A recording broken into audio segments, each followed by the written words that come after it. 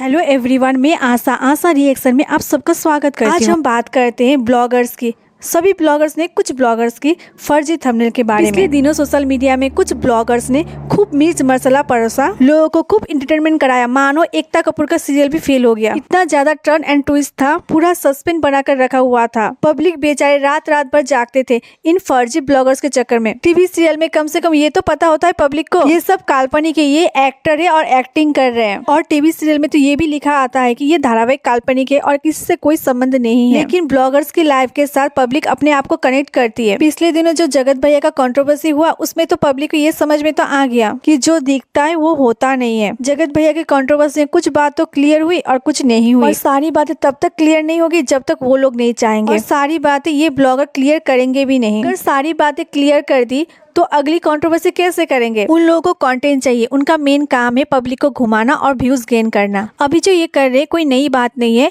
वही फर्जी बात है, फर्जी थंबनेल। ये लोग वीडियो में जैसे अपने आप को दिखाते हैं वैसे बिल्कुल नहीं होते हैं। ये लोग ऑन कैमरा कुछ और होते हैं और ऑफ कैमरा कुछ और। लेकिन कुछ हमारी भोली भाली पब्लिक इनकी बातों में आ जाती है और बेवकूफ बन जाती है और इन लोगों को अपना आइडल मानने लग जाती है। कुछ बेचारे पब्लिक तो इतने भोले भाले होते हैं, ब्लॉगर्स का ब्लॉग आने में थोड़ा सा लेट क्या होता है वो कमेंट करना शुरू कर देते हैं। क्या हुआ दीदू, क्या हुआ भैया, आप लोग ठीक है ना? आप लोग कब एक होंगे? मैंने आप लोगों के लिए मन्नत मांगी है। कुछ लोग तो लिखते हैं मैंने तो कल से कुछ खाया ही नहीं आप लोगों के टेंशन में। कोई लिखता है दीदी को जीने दो और कोई लिखता है गोपी बहू स्टैंड लो। मतलब पब्लिक इन लोगों की बातों में आ जाती है। अभी आप लोगों ने 1 महीने से इतना तड़कता भड़कता कंट्रोवर्सी देखा जो कि अभी थोड़ा सा शांत हो गया है। इतने सारे मिर्च मसाला वाले कंट्रोवर्सी शांत होने के बाद अब जब कंट्रोवर्सी खत्म हो गया तो इन लोग का व्यूज तो डाउन हो गया। तो अब ये ब्लॉगर सारे मिर्च मसाला अपने थंबनेल में डाल रहे हैं। वो कहते हैं ना, खोदा पहाड़ और निकली चुईया, यही हालत है इन ब्लॉगर्स के थंबनेल में। अभी कुछ दिन तो ये कंट्रोवर्सी से ये लोग शांत रहेंगे,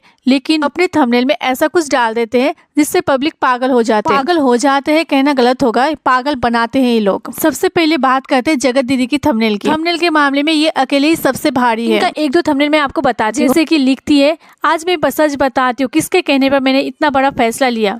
और एक थंबनेल ऐसा है कि गलत फहमियों को दूर करते हैं और इंतजार भी खत्म करते हैं। थंबनेल पढ़कर पब्लिक सोचती है कि शायद अब इनकी साइड की सारी सच्चाई आएगी, लेकिन ऐसा कुछ होता नहीं है। होता क्या है, वीडियो में नहाती है, धोती है, धूप सेकती है और एक स्किन केयर का ऐड भी कर लेती है। अब कुछ लोग मुझे शायद बोलेंगे क्या इनको जीने का हक नहीं है? बिल्कुल उनको जीने का हक है, लेकिन जो उन्होंने भाई बहन का रिश्ता को खराब किया, ना ही उन्होंने माफी मांगी, ना ही अपनी पक्ष की बातें रखी। थंबनेल सब लोग डालते, लेकिन इतना भी क्या थंबनेल डालना जहाँ ब्लॉग के अंदर कुछ और हो और थंबनेल में कुछ और। व्यूज के लिए पब्लिक को क्यों बेवकूफ बनाना? थंबनेल के मामले में हमारे पढ़े लिखे जगत भैया तो मतलब डिग्री हासिल किया हुआ लगता है। खतरनाक थंबनेल डालते, क्या ही बताएं। अभी उनको पता है पब्लिक क्या सोच रही है। वो सिवान कब जा रहे हैं, अपनी वाइफ के साथ कब रहेंगे, अपनी वाइफ के साथ कब रील्स बनाएं। उनके हर थंबनेल में सिवान होता है और वीडियो के अंदर वो बोलते मेरा तो अभी सिवान जाने का कोई प्रोग्राम नहीं है। कभी वो बाहर शॉपिंग करने जाते हैं तो कभी मेसो का शॉपिंग दिखाते हैं वीडियो में। अभी तक तो जगत भैया लग रहा है सो रहे थे। अभी वो अंबाला के घर संवारने में लगे हुए हैं। अंबाला के घर में कितने रूम है, कहाँ क्या है, सब कुछ दिखा रहे हैं वीडियो में। घर बनाने के 2-3 साल बाद लगता है भैया जागे हैं। हो भी सकता है अभी तक तो भैया प्रेम में थे ना। सच में भैया जैसे टैलेंटेड पर्सन मैंने पूरे यूट्यूब में नहीं देखे हैं। उनको पूरा पता है कि इस समय अगर मैं अपने थंबनेल में भोपाल का नाम लिखूंगा, पब्लिक उनकी तरफ अट्रैक्शन हो जाएगी और उनका नाम उनका प्रेमिका से जोड़ा जाएगा और व्यूज भी आएंगे, फिर डॉलर भी आएगा। इसलिए जानबूझकर भोपाल का नाम लिखा गया थंबनेल में। अभी हम बात करते हैं हमारी गोपी बहू की, जो कल तक बोलती थी हमें कुछ पता नहीं था, हमें सब ने ठगा। क्या ही बताए, हमारे साथ बहुत गलत हुआ। उनकी मदद 2 साल पहले भी मीशो ने करने की कोशिश की थी, लेकिन वो इतनी भोली है कि जो उनकी मदद करने आता है उनको ही वो पीठ दिखा देती है। अभी हमारे गोपी बहू का अपने सास के साथ भरत मिलाप चल रहा है। मतलब एकता कपूर का सीरियल फेल।